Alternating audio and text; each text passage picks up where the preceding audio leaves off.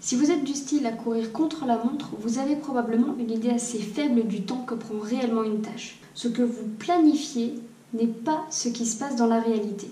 Sinon, vous n'auriez pas besoin de courir. Certains d'entre vous veulent en faire le plus possible en un temps très restreint. C'est tout à votre honneur, mais cette pression que vous vous infligez va vous nuire. À long terme, ce n'est pas bon pour vous. Vous vous mettez une pression qui est beaucoup trop forte. Est-ce que vous connaissez vraiment le temps d'une tâche? Est-ce que vous prenez en compte tous les éléments pour agir? Je vais vous donner un exemple. Sam me dit, je donne rendez-vous à Lucie à 17h30. Et je lui dis que ce n'est pas possible. Il me répond, mais si je vois Alex à 17h30, dans la foulée, je récupère Lucie. Je lui dis, mais c'est pas possible parce que le temps que tu vois Alex, que tu montes les 3 étages, que tu échanges quelques banalités, que tu discutes, qui te demande quelque chose, il se serait écoulé 10, peut-être 15 minutes. Donc tu ne peux pas récupérer Lucie à 17h30. Tu vas arriver en retard. C'est un petit peu comme si un Parisien disait, je peux traverser Paris en moins de 20 minutes.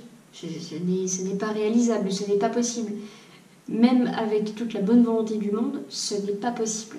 Donc si vous planifiez des choses qui ne sont pas réalisables, vous ne pourrez pas les réaliser.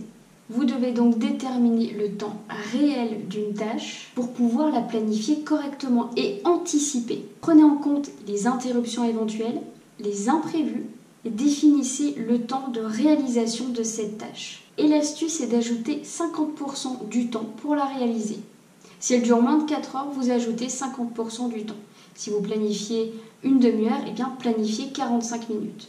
Et là, vous allez vous rendre compte qu'en agissant de cette manière, en planifiant tout ce qui est imprévu, interruption, en ajoutant un petit peu de temps supplémentaire pour votre tâche, là, vous allez vous rendre compte que vous aurez besoin de ce temps nécessaire, vous aurez toujours des interruptions, vous aurez toujours des imprévus, mais par contre, les tâches qui sont planifiées, vous aurez une chance de les réaliser.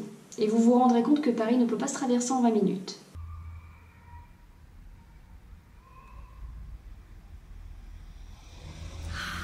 Alors, c'était utile ?